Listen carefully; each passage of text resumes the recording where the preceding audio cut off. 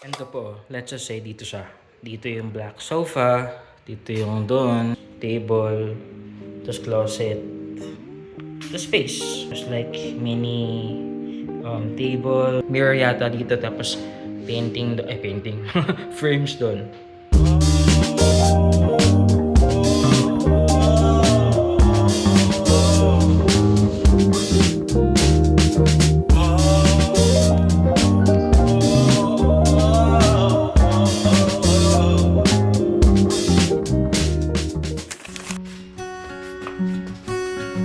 I wrote a message in my notes that I'm never gonna send to you, saying I'm sorry.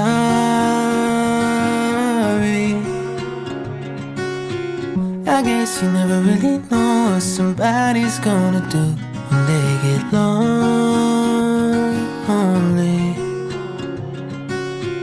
You found somebody better than me to take care of your insecurities. You did it all while leaving me in the dark.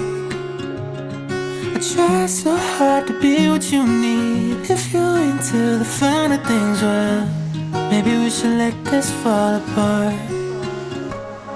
'Cause I feel so stupid for falling for you.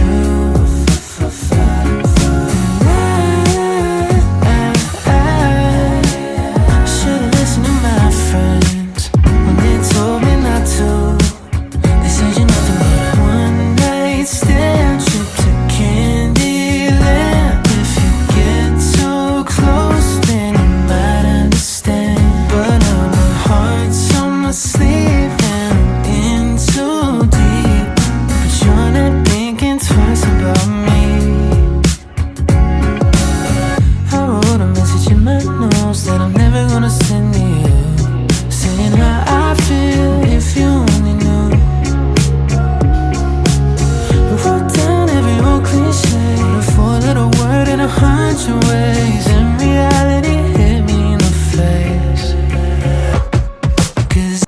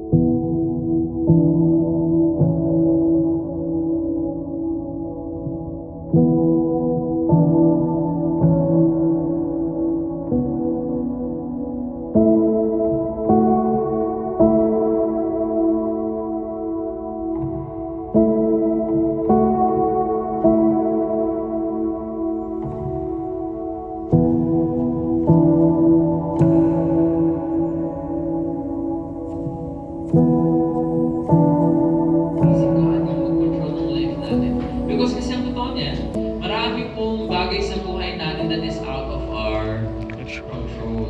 Ang kaya lang natin kontrolin is kung ano yung meron sa atin.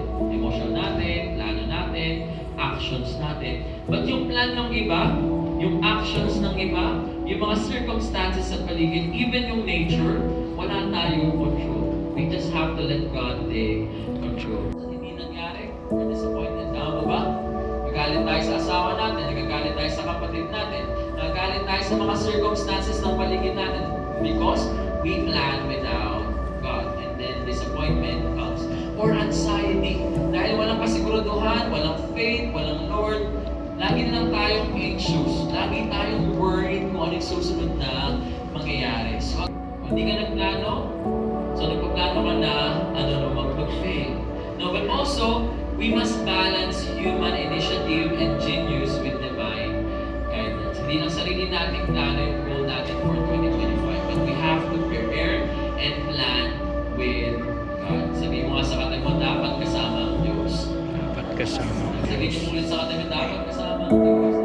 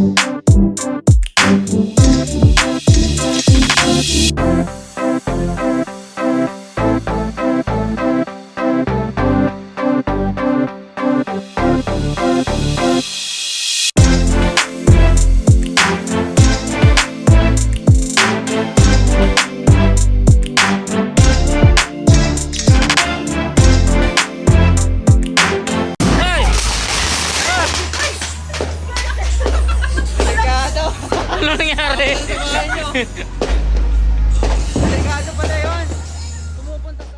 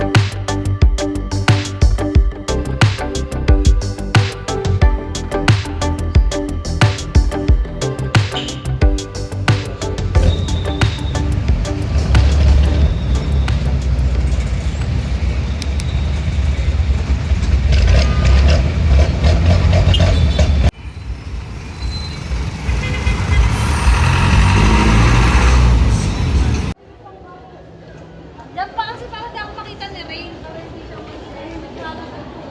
Di, dito na yung